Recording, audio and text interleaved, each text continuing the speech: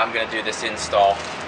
If you're wondering what kind of tools I use, no, not Craftsman. It's the finest tool set currently on the market. It's from Walmart. It's a faded fuchsia color. It's absolutely beautiful. Ultra steel. Stronger than... It's lilac. Stronger than anything. If you want to take a look here, this is the part that I'm going to be replacing. It's like an intake arm with the yellow one. And the reason I chose yellow is because there's like these little yellow accents kind of all around the engine. It'll make it pop. And it's going to have a cleaner look to it. So that's kind of why I chose yellow. And this part came with, again, the performance pack that I just got from Mountune. So again, the exhaust, the rear engine mount, spark plugs, and this elbow. So let's get to the install.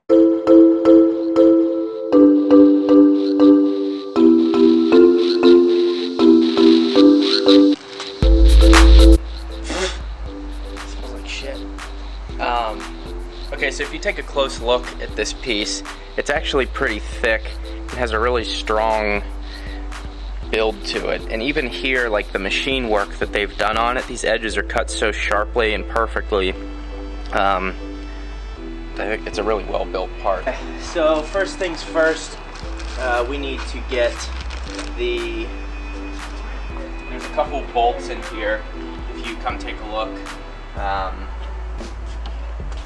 So this ring right here, this right here, you just take a Phillips flathead and unscrew those. It'll loosen it up and you just kind of wiggle it off. So that's what we're going to be doing now. If you remove the battery cover, it gives you a better angle in toward that bolt. So that is why I did that. And now I have a perfect angle.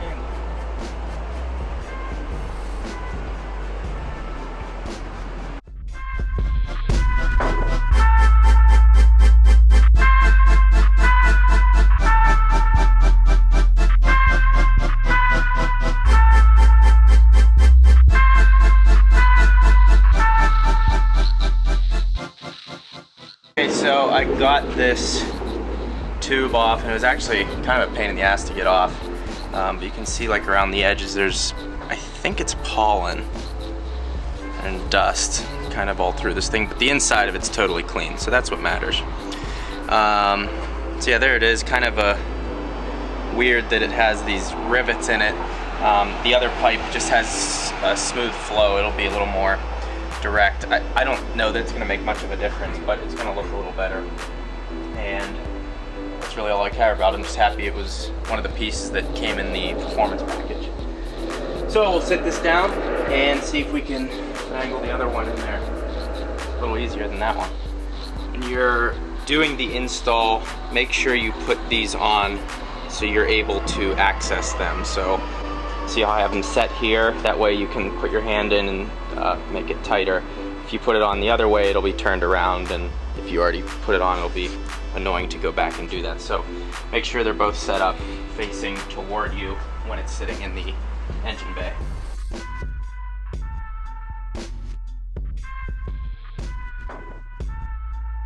Alright, finally got it on. Key to success is removing this cover. I don't know why I didn't think of that earlier. But basically the issue I had was right here, this back part was getting caught on the pipe underneath, and it wasn't able to flick up over and wrap around it like it is now. So it's on. All I have to do is tighten up these metal things and we'll be good to go. And actually this slit is for that part on the intake. So it's kind of cool that they machined that in there. And I just have to get that to fit a little more flush, and then we'll be good to go. But oh my god, was that a lot of work for just adding on this intake arm. It is on, the engine covers are back on, and we are good to go. It's a much cleaner look now that it just has the single arm. There's no rivets like in the other one. I mean, look at the difference here in build. And this is just like a hard, it's crazy that it has these rivets in it, and it's on the inside too. So it's gonna not make the airflow quite as efficient as just having a straight pipe like that. So pain to get on, but it's on. It looks better. It's going to perform a little better. And I started the car. It sounds good. So I don't know if there's a difference in sound. I can't really tell yet, but yeah, that's part 1 of 4 for the installs for the performance package. Not that that's really much of anything. The exhaust is going to be cool, and the rear engine mount is going to be cool. That's going to make more of a difference.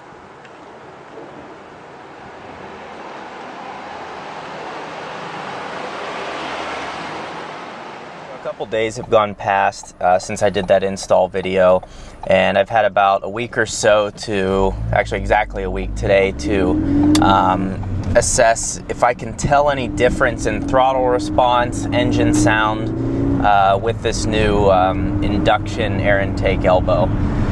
So to be honest with you, on the site it says it's going to help the turbo perform a little better, a better sound, etc. I don't know if I can really say that it adds any horsepower, but I will say that, with the high flow air intake that I have on here, you can hear a little bit more of the turbo sounds. Like, you can hear it spooling up, just at times when I couldn't hear it before at certain parts of the gear. I couldn't hear the engine or the turbo spooling up. Now I can, and it's a little more throatier of a sound. So it is doing something for sound, at least. So being a cheap $69 upgrade, if you're just itching to make an upgrade to your car and you don't want to spend a lot of money or don't have a lot of money, that's like the perfect thing you can do. It is a little bit of a pain to get it in there, but really just remove the battery cover, remove the engine cover, and kind of slide it back, put it under the top intake hose, and then on the front part first. So I think I kind of showed that on the video, but I will say it probably helps it might help your throttle response just a hair. Again, I'm not 100% sure, but if I'm being totally honest, I know I can hear a difference. And I think a lot of that has to do with me having the high flow air intake as well, which again is another cheap upgrade. Like, together that's like just over $100 from Mountune. So I think both of them are worth it. Not going to void your warranty or anything like that, and makes the engine look a little better for being covered in plastic. So hope you enjoyed the video. I got a bunch more to come with the exhaust, the rear engine mount, and all that stuff. So it should be pretty exciting. Thanks for all the support, and stay tuned. So I was going to end the video there, except then I pulled into the parking lot where I was going and saw this Caliber SRT4. It's like one of my favorite hot hatches, if you can even call it that. But if anyone has one of these in Arizona, or if this is yours and you see this video, please let me know. Contact me, because I want to review one of those. I've never driven one, but when these were out, when these were coming out at the time, I wanted one so bad.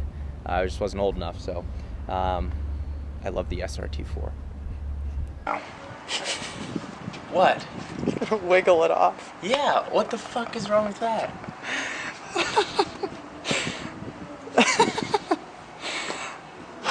Wiggle D's. Come take a look at this tool set. This is some high grade shit. Look at this. Look at this color.